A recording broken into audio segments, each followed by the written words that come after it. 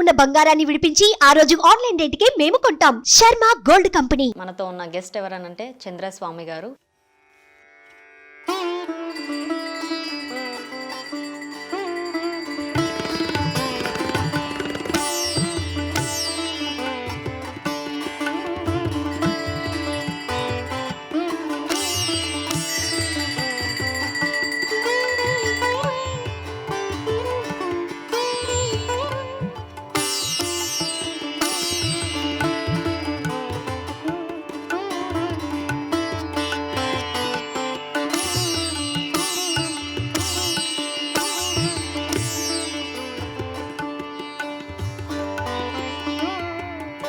చేతబడులు కూడా చేస్తారంట. ఇప్పుడు మీ దగ్గరికి మందు పెట్టి ఉన్న వాళ్ళు వస్తుంటారు మందు తీపించుకోవడానికి. ఇప్పుడు మందు దేనిలలో పెడుతుంటారు? ఎవరెవరు ఎట్టట పెడతారు మనకు తెలియదు. అమావాస్య రోజు చేయకూడని పనులు ఏమైనా ఉంటాయా? కొన్ని దేవునుగులు తీస్తారు, కొన్ని దేవునుగులు తీయరు. ఇప్పుడు పుట్టలు అన్నవి పాములు కట్టుకుంటాయా? హలో ఎవరివన్, వెల్కమ్ టు మనం టీవీ. మనతో ఉన్న గెస్ట్ ఎవరనంటే చంద్రస్వామి గారు. సో నమస్తే స్వామి. అందరికి క్షణార్థి. ఎలా ఉన్నారు? అంతా మంచిగా ఉందమ్మా. ఇప్పుడు మిమ్మల్ని చాలా వరకు శివశక్తులు అంటారు, గణాతులు అంటారు. అసలు మీరెవరు? అమ్మవారు భక్తులం, శివశక్తులే అంటారు. శివశక్తులే అంటారు. మరి ఇప్పుడు చాలా వరకు రుద్రాక్షలు ధరిస్తారు, మీరేంటి గవ్వలు ధరించారు? అమ్మవారికి చెందేటి ఎక్కువ. అమ్మ గవలల్ల పుట్టిన ఘనమైన మాత సర్వేశ్వరి, లోకమాత, ఆదిపరాశక్తి, అమ్మలగన్నమ్మ, ముగ్గురమ్మలగన్న మూలకూటమ్మ, దయగల్ల తల్లి రేణుకాదేవి. అందువల్ల ఆమె గవలల్ల పుట్టింది కాబట్టి ఆమెది గవల బుట్టి. ఎరకల బుట్టి అంటే దేవాన దేవతలకి ఎరక చెప్తుంది ఆ తల్లి, అందరికీ తెల చెప్తుంది. ఏ ఆపద వచ్చినా దేవుళ్ళకి కూడా ఆపదలు వచ్చినా కానీ ఆమె ఎరక చెప్పి అందరికీ ఎరక చేస్తుంది. ఇప్పుడు మీ గవలలో పవర్ ఉందా? పవర్ ఉంటుంది, ఎందుకు ఉండదు? అమ్మవారి శక్తి ఉంటుంది. అమ్మవారి శక్తి ఉంటుంది. ఇప్పుడు గవలలో పుట్టింది కాబట్టి మీరు అమ్మవారిది కాబట్టి అట్లా ధరిస్తారు. అవును, అట్లా ధరించవచ్చునా? ఏ గణాదులైనా అమ్మ ఎల్లమ్మ తల్లి వచ్చిన వాళ్ళందరూ వేసుకుంటారు. అలా ధరించవచ్చునా అంటున్నా? ధరిస్తారు. మలన దేవుడికి కూడా అమ్మవారు మలన దేవుడు బండారు తెచ్చినందుకు కూడా 7 గవ్వల దర్శనము మలన దేవుడికి కూడా ఇస్తుంది. ఆమె 5 బిడికిళ్ళ బండారు కూడా తీసుకుంటుంది. ఇప్పుడు మొత్తానికైతే మీరు బోనం ఎత్తుతారు. మీరు పూజించే అమ్మవార్లు ఎవరెవరు? ఎల్లమ్మ, దుర్గమ్మ, శివుడు. శివుడిని కూడా పూజిస్తారు. ఇప్పుడు మీ జుట్టు ఉన్నది ఒరిజినలేనా? ఒరిజినలే. మీరు నించుంటే నేలకు అందుతుంది. నా 20 సంవత్సరాలది ఈ జుట్టు, 25 సంవత్సరాలు. ఇక నాకు ఒకసారి ముంగటికి అయ్యండి జుట్టుని.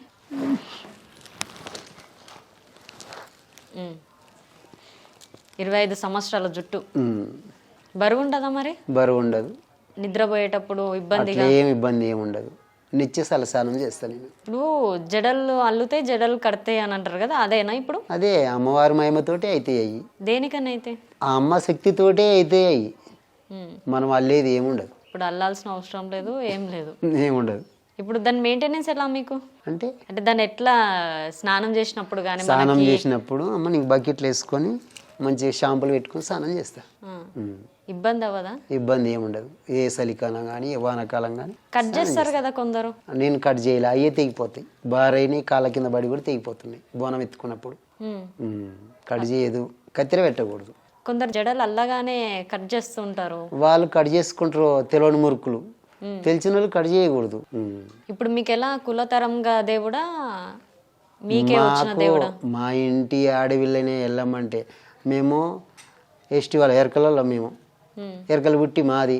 ఆ ఎల్లమ్మ తల్లి కూడా మా ఇంటి ఆడవిల్లు అంటారు, గమలలో ఆడవిల్లు అంటారు. అందరి ఇల్లు తిరిగింది పరశురాముని గురించి. ఆయన పెట్టే బాధలకి ఇల్లు తిరిగినా ఎవరు దాచిపెట్టుకోలేదు కూడా. కాకపోతే ఇక పెద్ద మాదరి ఇంట్లో లందల దాక్కుంటుంది. ఆ నుంచి మళ్ళీ అట్లా కూడా కొడుకు ఎత్తుకులాడి లందలకి తీసుకుని వస్తాడు అమ్మవారిని. 24 సంవత్సరాలు కూడా కొడుకుతోటి చాలా బాధలు పడుతుంది తల్లి. మీకు ఎలా సోకింది దేవుడిది? మా తాత నాటి నుంచి దేవుడు మాకు ఉన్నది. ఇక మా వాళ్ళు పట్టించుకోక నాయమడబడది. నాయమడబడితే ఇక నాకు కూడా పెళ్ళైన కొత్తలో పిచ్చి లేపింది. నేను దేశాలు పట్టిన అమ్మవారిని కూసుండ పెట్టుకున్నాకని అప్పుడు నాకు అమ్మవారు ఆజ్ఞలు వచ్చినాయి. బయళ్ళని ఒగ్గోళ్ళని పిలిపించి మా తాత మా నాయనమ్మ కూడా ఒగ్గోళ్ళతోటి దణకం చదిపించి బయళ్ళతోటి పేమికి రప్పించి అడిగినాక అమ్మవారు బయటపడ్డది. మీకు పెళ్ళైనాక స్టార్ట్ అయింది అయితే?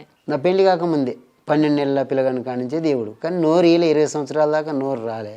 ఎక్కడ పడితే అక్కడ పొర్రుకుంటా పోయేది. ఏడా దేవుళ్ళకి చేసినా ఇక కింద పొర్రుకుంటా పోయేదంట. ఇక అందరూ ఒగ్గోలు గినికి వచ్చి అడిగిన తర్వాత ఆ అమ్మవారు పేమికి వచ్చి చెప్పినాక అప్పుడు పెళ్లి చేసుకున్నాను ఒప్పుకున్నాకనే పెళ్ళి అయింది. ఇంకోటి మీరు చేతబడులు కూడా చేస్తారంట? అలాంటివి మనకు తెలియమ్మా. శాతబళ్ళు కనుక అది చేసేటోళ్ళు ఎవరు చేస్తుంటారు.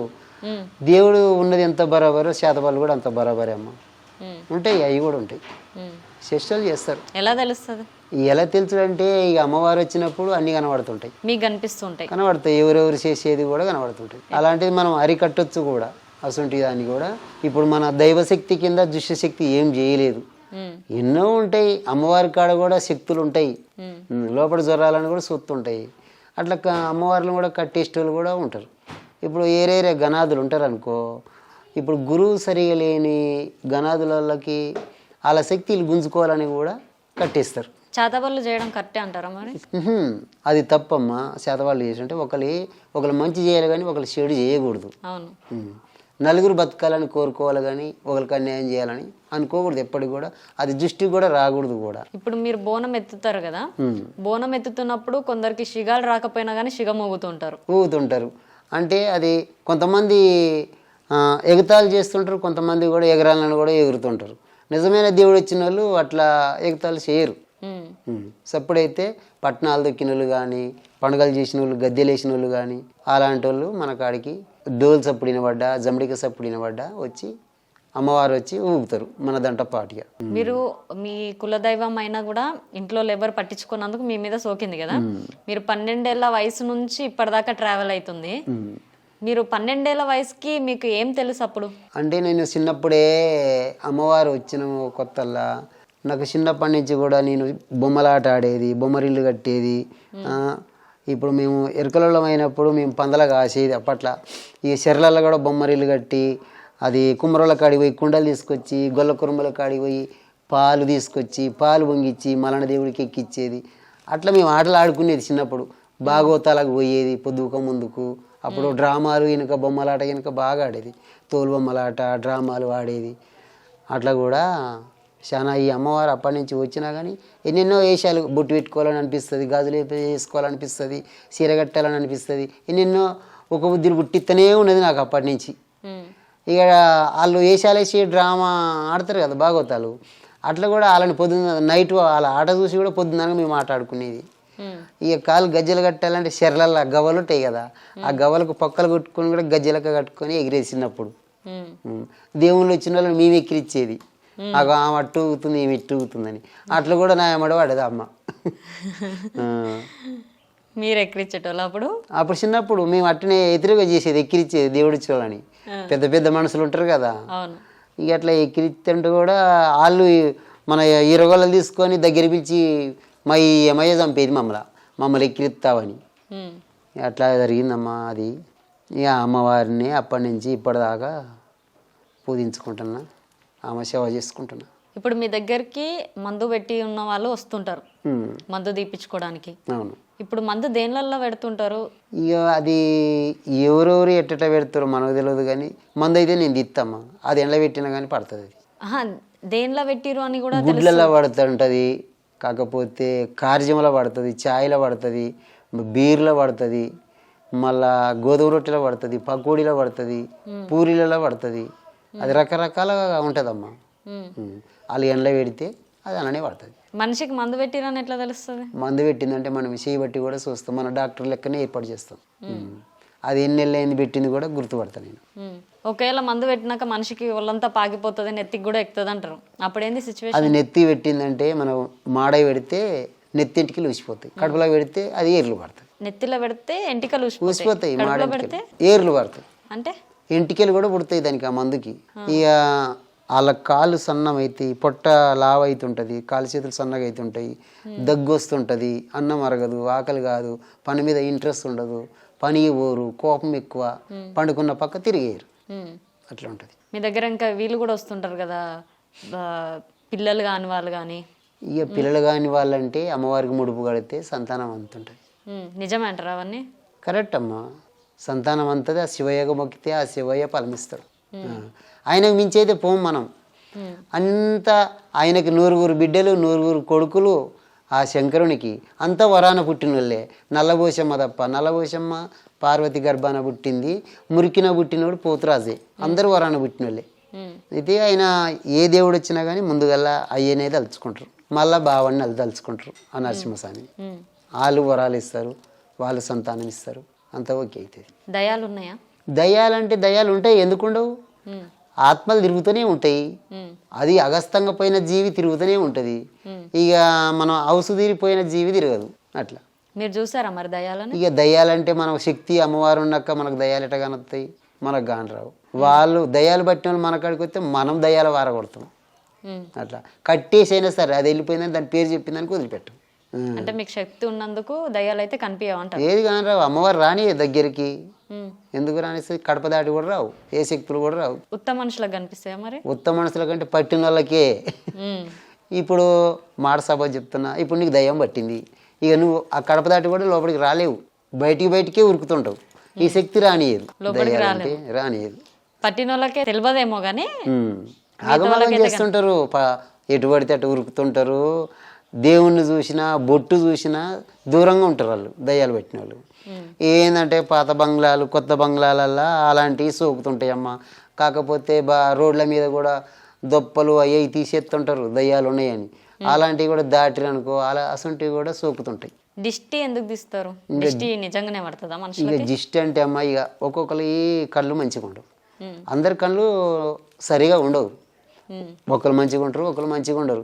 నువ్వే భోజనం చేస్తున్నావు, ఎంతగానో తింటారా తిండి అని అన్నావు అనుకో, దిష్టి కళ్ళలో అయితే ఆ దిష్టి తగ్గుతుంది. అప్పుడు నీ ఆరోగ్యం ఎట్టుంటుంది? కడుపులో వస్తుంటుంది, కళ్ళు తిరుగుతుంటాయి, వాంతింగ్ వచ్చినట్టు అవుతుంటుంది, వాంతింగులు అవుతుంటాయి. అది దిష్టి తగిలినట్టే. ఇక అప్పుడు ఆ దిష్టికి ఏదో ఇక పసుపు అన్నము ఎర్రన్నం అదే మళ్ళీ దొప్ప తీసి మళ్ళీ పడేస్తే అది పోతుంది. లేకపోతే దిష్టి మంత్రం పెట్టించుకోవాలి, లేకపోతే ఒక దర్గాకు పోవాలి, తురుకలతో మంత్రం పెట్టించుకోవాలి, అప్పుడు తొలగిపోతుంది. 3 తోవల మధ్యలో వేస్తారు కదా దిష్టి తీసి అవన్నీ. ఇక నలుగురు దొక్కుతుంటే అది అడుక్కోవాలన్నట్టు నలుగురికి. ఇప్పుడు మనము 3 తోవల కాడ పడేస్తే 3 రస్తాలు ఉన్న కాడ 3 దిక్కులో పోతుంటుంది. అట్లా 3 దిక్కులో పోతుంటుంది. ఇంకొకరికి అంటే అట్లా వేసిన కాడ ఫస్ట్ వెళ్ళిన మనిషికే తాకుతుంది అని అంటారు. ఇక అంటే ఫస్ట్ చేసిన మనిషికి అంటే అది తాకదు. కాకపోతే కార్లు గీళ్ళు అన్నీ పోతాయి కదా, తొక్కుతారు కదా, అది పక్కకు తప్పేస్తుంది.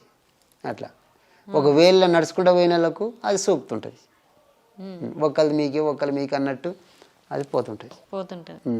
మళ్ళీ తీసేసుకోవడం తప్ప ఇంకా మనిషికి ఎండు ఉండదు. అది దాన్ని కట్టేయచ్చు, దాన్ని ఎటు పోకుండా కూడా. మనకి గ్రామాలలో బొడ్రాయి పండగ చేస్తారు, బొడ్రాయిని పూజిస్తారు. దేనికని? మన గ్రామాన్ని, మన గ్రామ ప్రజలని, చిన్నల్ని పెద్దల్ని కాపాడడానికి బొడ్రాయిని కూర్చోబెడతారు.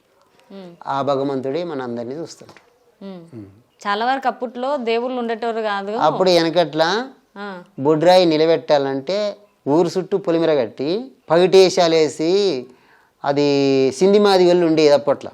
ఎల్లమ్మ వేషం వేసి ఏటను కోసి దొబ్బ నోట్లో పెట్టుకొని ఊరు చుట్టూ మన పొత్తి వరిసినట్టుగా ఊరుకు మన పొలిమిర కట్టు కట్టి బొడ్రాయి కాడ నైవేద్యం పెట్టేది అప్పటోళ్ళు.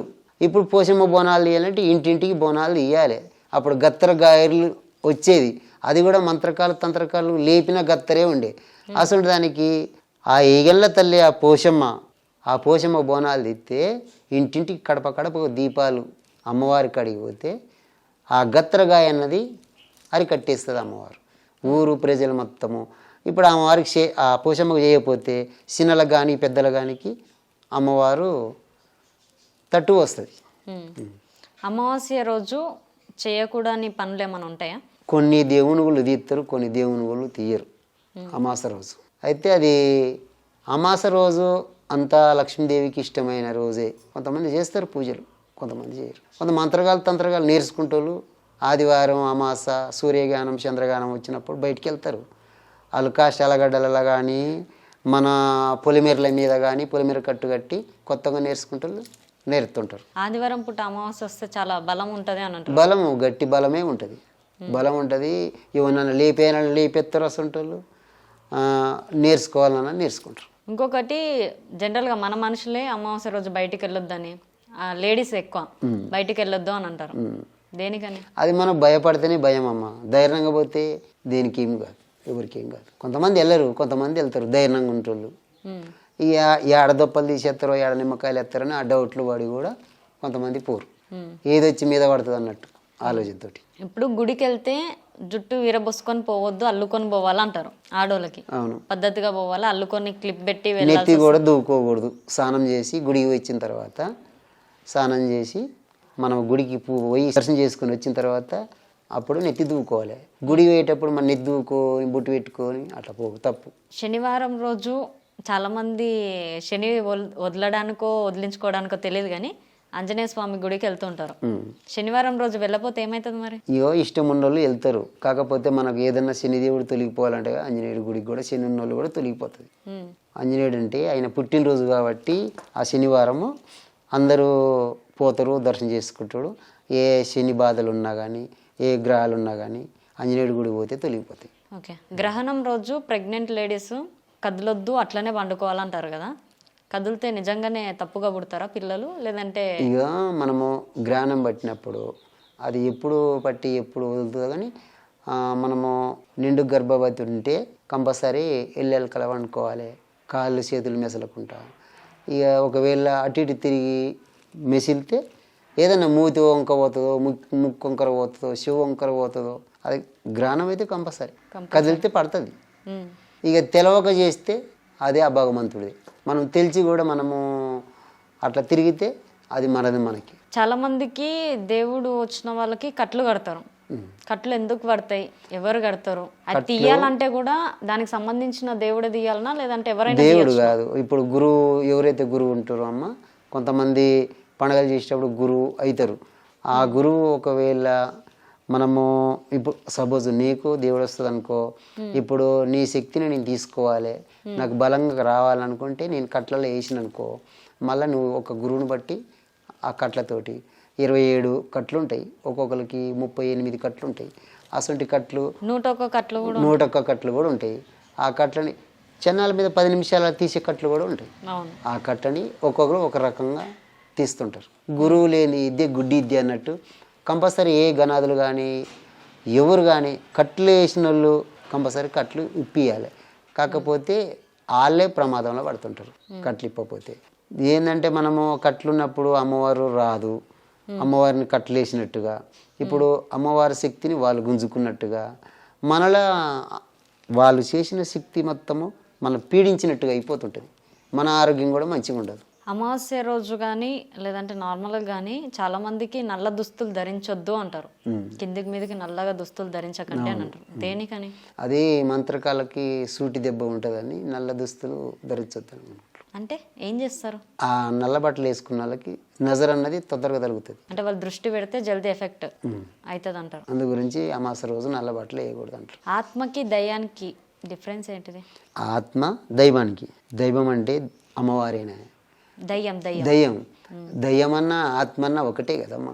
ఒకటి ఎట్లా అవుతుంది? ఇప్పుడు మనము దయ్యం అంటే మన ఆత్మ, మన చనిపోతే మన ఆత్మ, మన ఆత్మకి దయ్యానికంటే మన సత్యనే దయ్యం అవుతాం. దయ్యము ఆత్మ అంతొకటే. ఇప్పుడు మనం ఇక్కడ కూర్చున్నామంటే నాలో ఆత్మ ఉంది కాబట్టి, ఆత్మ చచ్చిపోతే నేను ఉండను కదా. ఇప్పుడు మనకు 2 ఆత్మలు ఉంటాయి. ఒకటి మనం ఇప్పుడు మాట్లాడే ఆత్మ ఉన్నది, మన పక్కన కూడా ఒక ఆత్మ సుత్తనే ఉంటుంది. మన 2 ఆత్మలు ఉంటాయి. మాట్లాడేదే ఉంటుంది. మన ఆత్మ అంటే మన ఆలోచన బట్టి, మనం ఏదన్నా చాలా పరిస్థితుల్లో ఉండి కష్టాలలో ఉండి మనం ఆలోచిస్తుంటే మనం ఇంకొక ఆత్మ వచ్చి కూడా మనతోటి మాట్లాడుతుంటే తవ్వ చూపిస్తానికి మన ఆత్మే మన ఊహ అన్నది మనకి చెప్తుంటది. అయితే ఇప్పుడు దయ్యము ఆత్మ 2 ఒకటే అంటారు. ఇక మరి దయ్యము ఆత్మ అంటే మన జీవి మన ఆత్మ, ఆత్మే మన దయ్యం అన్నట్టు సత్యనే దయ్యం. చచ్చిన వాళ్ళు ప్రతి ఒక్కరు దయ్యాలు అవుతారా? ఎందుకు అవుతారు? కారు. అందరు ఎందుకు అవుతారు? అందరు కారు. కాకపోతే అయ్యేటోళ్ళు ఎవరంటే ఒక కన్య పిల్ల ఇప్పుడు ఒక ఉరి పెట్టుకుని సచ్చే, ఒక బాయిల్లో నీళ్ళలో పడి వాగులో పడి సచ్చే అసంటోళ్ళు ఒక్కరిని ప్రేమించే అసంటోళ్ళు సచ్చిరు అనుకో ప్రేమల పడి కూడా, ఇప్పుడు సచ్చి దయ్యం అయ్యి ఆ ప్రేమించిన వాడిని ఎంటవాడి వాడిని పీడిస్తుంటది ఇక వాడిని చెట్లు పట్టిస్తుంది, గుట్టలు పట్టిస్తుంది, అటు పోదాం రా ఇటు పోదాం రా అంటది, కళ్ళల్లా పోతుంది అని కళ్ళల్లాగానే పడుతుంటది. ఇప్పుడు పెళ్లి కాకుండా చనిపోయిన వాళ్ళకి పెళ్లి చేసి పూడ్చిపెడతారు కదా, పూడ్చిపెట్టడమో కాల్చడమో, పెళ్లి ఎందుకు చేయాలి? పెళ్లి చేయకుండా కూడా చేయొచ్చును కదా. ఇప్పుడు మనము పెళ్లి కాని వాళ్ళకి కూడా జిల్లేడు చెట్టుకు జిల్లేడు కొమ్మ తీసుకొచ్చి జిల్లేడు కొమ్మకు పెళ్లి చేసి కాల పెడతారు, బొందన్న పెడతారు. అవును. కొంతమంది ఏం చేస్తారు, కళ్ళల్లో దయ్యమై వస్తుందని జిగుడు కూడా వస్తారు కళ్ళల్లో. ఏం పోస్తారు? జిగిడి గింజ జిగిడి కూడా వస్తారు, దానికి కళ్ళు కానవద్దు రావద్దు ఇటు ఎంకల్లని. చనిపోయిన కాల పెట్టేప్పుడు కూడా జిగిడి కళ్ళలో పోసి కాల పెడతారు. అంతా అట్లుంటది. మరి కాల పెడితేనేమో కొద్దిసేపు అయినాక ఇట్లా బాడీ ఇట్లా పైకి ఎగురుతుంది అంటారు కదా. అంటే అమ్మ కాశీలో చూసిన నేను, మనము సత్య హరిచందన్ గార్డెన్లో కాష్టాలలో కాల పెడుతుంటే మనము కట్ల మీద వండవెక్కే శవం ఏమవుతుంది, కాలేటప్పుడు మనము నరాలు అన్నది బిర్రుగా కాలు చేతులు ఒక్కడికి వచ్చి కూర్చుంటుంది కాష్టంలో. వాళ్ళు ఒక కట్టె తీసుకొని దిమ్మడ దమ్మడ జబురుతారు, ఇక ఆయనతో మళ్ళీ పడిపోతుంది, అటు ఇటు బొర్రెత్తారు, గోదావరిలో ఊపుతారు. అంటే శవాన్ని బూడిదే వాడనీరు ఆడ ఎందుకో ఏమో. చాలాసార్లు అంత మస్తు సార్లు చూసినా కానీ ఎన్నో శవాలు చూసిన అట్లనే చేశారు. ఆనందంగా మామూలుగా బూడిదే పడుతుంది అంతే. ఎందుకని అట్లా లేస్తుంది అంటారు శవం? శవం అంటే మన నరాలు పీక్కొస్తాయమ్మా కాలేటప్పుడు. మనం చేపను కాల్చినా కానీ ఏది కాల్చినా కానీ అది అగ్గులకి శకకి దగ్గరికి వస్తుంటుంది. మన శవం కూడా అంతే, ఒక పిట్టిని కాల్చినట్టు కాలుతుంటారు. మనం చూడబోతున్నామా కాల్చేటప్పుడు మన నరాలు అన్నది బొక్కలు అన్నది ఆ శగకి ఆ అగ్గులకి మొత్తము దగ్గరికి వస్తుంటుంది, కూర్చుంటుంది కూడా శవం. చాలా వరకు కొందరికి పాముల కళలు కానీ దయ్యాల కళలు కానీ వస్తుంటాయి. కొంతమంది నాగదోషం ఉన్న వాళ్ళకి నాగమ్మలు కనబడతాయి, కాకపోతే ఎల్లమ్మ పే మీదకి వచ్చిన వాళ్ళకి కూడా నాగమ్మ లెక్క కనబడుతుంటుంది. ఇప్పుడు మన పుట్టలు కానీ వచ్చినా కానీ ఎల్లమ్మగా ఉంటుంది పుట్టలల్లో, మలన దేవుడు ఉంటాడు, వెంకటేశ్వర స్వామి కూడా ఉంటాడు పుట్టలల్లో. మరి ఏ దేవుడు అని కూడా కొంతమంది గుర్తుపట్టలేడు. అది కూడా గురువు ఉంటాడు కదా, గురువు కాడికి పోతేనే తెలుస్తుంది, లేకపోతే మా సొంటి శివసత్తుల కాడికి వస్తే అది బయట పడుతుంది. ఇప్పుడు పుట్టలు అన్నవి పాములు కట్టుకుంటాయా? ఎట్లా? సెదలు కడుతుంటుంది. ఎవరు? సెదలు చీమల సెదలు. ఆ పుట్టలు అయిపోయేది సెదలు, సెదలతోటే పుట్ట. సెదలు అంటే ఆ అమ్మవారి పుట్ట కట్టేది మట్టిలోనే పుడుతుంది ఆ సెదలు. ఆ సెదలతోటే పుట్ట తయారవుతుంది. అమ్మవారు శక్తిమైన పుట్టలు అలాగే ఉంటాయి, మనము పిచ్చి పిచ్చి పురుగులు తిరిగే పుట్టలు అలాగే ఉంటాయి. నాగుల చవితి రాగానే పాలు వస్తారు. మరి పాలు పాము తాగుతుందా? ఈ పాలంటే అమ్మ నాగమ్మాము ఏం తాగుతుందో కానీ పుట్టలు అయితే పాలు వస్తారు కంపల్సరీ. అయితే పాలు అయితే వస్తారు, నాగమ్మాము తాగదు, పాలు తాగదు కదా. తాగదు. మరి పాలు ఎందుకు వస్తారు? ఇక పాలంటే నాగుల సవితి అట్లని కొంతమంది పోతారు నమ్మకంతో, కాకపోతే అది అభిషేకం లెక్కనే. అభిషేకం లెక్కనే నాగేంద్రుడికి అభిషేకం అది. ఇక పాలు తాగడంటే ఈ పాములు పాలు తాగంగా ఎప్పుడు చూడలేదు, పాలు పోస్తారు. మరి పాములకు ఆహారం ఏంటిది? ఆహారం ఏమైంది, ఆ పురుగు పూసి ఈ పురుగు ఆ పురుగు తింటాయి, అవి పుట్టలు పడి పంటాయి అంతే. ఇప్పుడు బయటికి వెళ్ళి ఎలుకలు దొరుకుతాయి, ఎలుకలు పట్టుకుంటాయి, కాకపోతే గుడ్లు మింగుతాయి. గుడ్లు అయితే కంపల్సరీ మింగుతాయి, పాలు తాగగానే గుడ్లు అయితే మింగుతాయి. ఇప్పుడు పాము కాటేస్తే ఎంతవరకు మనిషి ఉండొచ్చును? పాము కాటేస్తే దానికి మంత్రాలు ఉంటాయి, కాకపోతే అది పైకి ఎక్కకుండా ఇస్తాం, పైకి ఎక్కకుండా బట్ట కట్టుకోవాలి. బిర్రుగా బట్ట కట్టుకొని ఎక్కడ మంత్రకాడ ఉంటే పాము మంత్రం పెట్టి అక్కడికన్నా పోవాలి, లేకపోతే హాస్పిటల్ కన్నా పోవాలి. దానికి తగ్గ సూదులు కూడా వెళ్ళి. ఇప్పుడు కట్ల పాము తొక్కితే కూడా విషం ఎక్కుతుంది అంటారు. కట్టుకు మంత్రాలు ఉంటాయి అంట, కానీ కట్లపాము కొంతమంది కరిచినా కానీ బతకరు చాలాసేపు. అది ఎమ్మటే రిమ్మలు వస్తుంటాయి, నురుగొత్తనే ఉంటుంది, అది తొందరగా ఎక్కేస్తుంది. అది కట్లపాముది అది సచ్చిందనక ఇట్లా ఎల్లెలకల వండుకుంటుందంట, బొంద పెట్టిందనక కట్లపాము. అదంతలో అది మనిషి ఆడ చచ్చిపోగానే వాని బొంద పెట్టిందానికి ఇట్లా ఎల్లెలకల వండుకుంటుందంట. ఇట్లా బోర్ల బట్టకల ఉన్నది మళ్ళీ ఇట్లా ఎల్లెలకల వండుకుంటుందట అని బొంద పెట్టిందనక. జస్ట్ దాన్ని తొక్కితే కూడా పవర్ ఉంటుందంట. ఉంటుంది, పవర్ ఉంటుంది. అది కాటెత్తి కూడా తొందరగా సడాలని ఎక్కిపోతుంది అది దాని ఇష్టం. ఎట్లుంటది దాని కట్లపాము అంటే అన్ని కట్లు మనం తెల్లకట్టు, పసుపు కలరు, తెల్లకట్టు, నల్లకట్టు అన్ని కట్లు ఉంటాయి దానికి. ఒక 108 కట్లు ఉంటాయి అనుకుంటా. మొత్తం విషంతో కూడిన పాము కదా అది. విషంతో కూడిన పామే, దాని కట్లు బాగుంటాయి. కట్టుకు మంత్రం ఎత్తిన దిగి వస్తుంది, లేకపోతే ఇక ఆడు పైకి పోవటమే. మీ దగ్గరికి చాలా మంది కస్టమర్స్ వస్తుంటారు. ఎలాంటి బాధలు ఉన్న వాళ్ళు వస్తుంటారు, సమస్యలు ఉన్న వాళ్ళు? అమ్మ, మన కాడికి బాగా లేని వాళ్ళు అంటే క్యాన్సర్ జబ్బు వచ్చిన వాళ్ళు వస్తారు, జ్వరాలు వచ్చిన వాళ్ళు వస్తారు, సంతానం లేని వాళ్ళు వస్తారు, బాగా లేని వాళ్ళు వస్తారు. అందరూ మంచిగా అయిపోయిన వాళ్ళు ఉన్నారు. అండ్ మీరు ఇంకొకటి ఏంటంటే ఇట్లా చెప్పడమే కాకుండా, చూసి చెప్పడమే కాకుండా మీరు మెడిసిన్స్ కూడా ఇస్తారంట, ఆయుర్వేదిక్ ఇస్తా, గోళీలు కూడా ఇస్తారంట, టాబ్లెట్స్ కూడా ఇస్తారంట. ఏంటి మీరు ఏమైనా చదువుకున్నారా ఏంటి? ఇకంటే మా తాతల నాటి నుంచి కూడా మాకు ఆయుర్వేద మందులు చేయటం అలవాటు. మా నాయనమ్మ కానించి, మా తాత మా నాయనమ్మ ఉన్న కానించి కూడా మేము అన్ని వైద్యాలు, చెట్ల మందులు వైద్యాలు చేస్తుంటాం. అన్నీ ఇస్తాను నేను. మొకాలు నొప్పులు ఉన్న వాళ్ళకి, పచ్చివాతానికి కూడా మందు ఇస్తాను. ఇప్పుడు నయ్యమైన వాళ్ళు, సమస్య తీరిన వాళ్ళు ఉంటారు కదా, వాళ్ళు ఏదో ఒకటి వచ్చి వెండియో చేస్తారమ్మా, ఇస్తారు. అమ్మవారికి, మా అమ్మవారికి బాగాలేని వాళ్ళు చేస్తే అమ్మవారికి కిరీటాలు పెట్టిండ్రు, ఇక ముక్కు పోగులు అలా అన్నీ ఎవరు దోసిందో వాళ్ళు పండుగ చేస్తారు, పట్నాలు వేస్తారు, చేస్తారు. ఇప్పుడు దేవుళ్ళ దగ్గర, గుళ్ళ దగ్గర బలిస్తారుగా, అట్లా బలించడం ఎందుకు? కాకపోతే అమ్మా, ఇప్పుడు మనం ఎల్లమ్మ పేరు పెట్టి మనం ఎల్లమ్మకు గొత్తాం, పోషమ్మ పేరు పెట్టి పోషమ్మకు గొత్తాము. ఆ దేవుళ్ళకైతే కోసి నైవేద్యం పెట్టాం కదమ్మా. ఎందుకంటే మనమే తింటాము, అందరూ కొంతమంది తినేవాళ్ళు ఉంటారు, కొంతమంది తింటోళ్ళు ఉంటారు. కాకపోతే ఈ అమ్మవారి చుట్టూ ఉన్న శక్తులకే శాంతి పెట్టడానికి అవి వేయటం అంతే. పేరు అమ్మవారిది, తినేది అయ్యి. అట్లా బలించడం అవసరం లేదంటారా? మనము ఆ అమ్మవారి తినేది పరమన్నము, పసుపన్నము.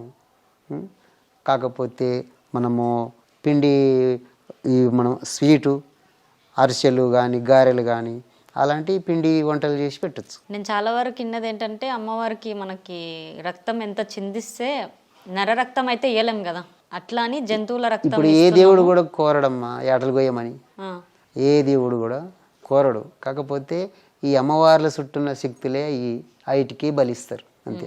ఏంటంటే మనం అమ్మవారి సూపులే ఇవన్నీ, అమ్మవారికి ఎక్కేటి పిండి వంటలు, మనం స్వీటు. మీకు 12 ఏళ్ళప్పుడు నుంచి దేవుడిగా చేంజ్ అయిపోయారు కాబట్టి, ఒక శక్తిగా. ఇప్పటికి ఎన్ని సంవత్సరాలు అవుతుంది మీది? నేను ఇప్పుడు అమ్మవారికి చెప్పబట్టి ఒక 25 సంవత్సరాలు అంతే. అదివరకు ముందు 20 సంవత్సరాలు, ఇక అప్పటి నుంచి ఉన్నది. కానీ అప్పుడు నోరు ఇయలే 20 సంవత్సరాలు. ఇప్పుడు బయట వెళ్ళినప్పుడు చాలా మంది ఇట్లానే మీలాగానే గురువులు చెప్పేటోళ్ళు ఉంటారు.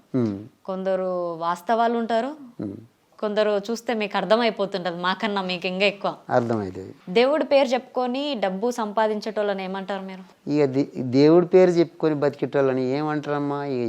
ఇక వాళ్ళు కానీ కొన్ని రోజులు ఉన్నా కానీ వాళ్ళు దేవుడు సత్యంగా వచ్చి చెప్పిన వాళ్ళని ఆ దేవుడే అన్ని శిక్షిస్తాడు వాళ్ళని.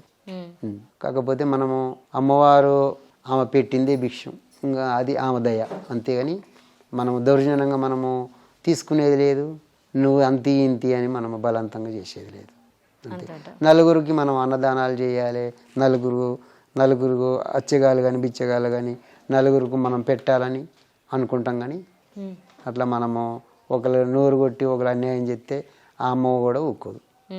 ఎప్పటికప్పుడు వాళ్ళు కూడా బలియాల్సిందేనా? అంతే, చూస్తుంది ఒకసారి 2 సార్లు చూస్తుంది అమ్మవారు కూడా. నువ్వు ఎవరిని పెట్టకుండా నువ్వే బతవారా, నేను ఎందుకు రప్పిస్తానని కూడా అమ్మకు కూడా తెలుసు. అందు గురించి నలుగురు న్యాయం చేయాలి, నలుగురు బతకాలి, నలుగురు మంచి కోరాలి, నలుగురు మేలు కావాలి అని మనం కోరుకుంటాము.